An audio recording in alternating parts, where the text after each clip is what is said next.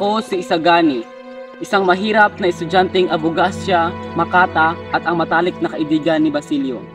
Sinuportaan ko ang hakbang na magkaroon ng isang akademya na kung saan ang tulad kong mga Indio ay maaring matuto ng wikang Espanyol. Ako ay pamangkin ni Padre Florentino at ang dating kasintahan ni Pauleta Gomez na ikinasal sa mayamang mistiso na si Juaneto Pilaes. Sa panahon ko ay walang pagkakasala ang kabataan sa pagtanim ng sama ng loob sa mga praile. Ang kasalanan ay mga nasa nagtuturo. Silang mga nagtuturo na hindi kailangang magkaroon ng malayang kaisipan at pananalita. Sa sitwasyon ngayon, ang kung sinumang makapagsalitang taliwas sa karamihan ay tunuturing bilang isang filibustero na kailangang magtiis sa pag-uusi.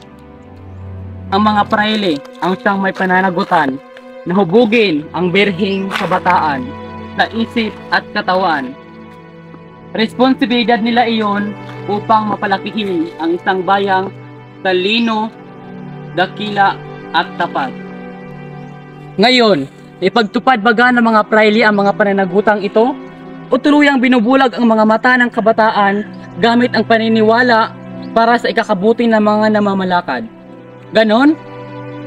Kaya ako naniniwala na ang kalayaan ay katambal ng tao at gayon din ang talino at karunungan.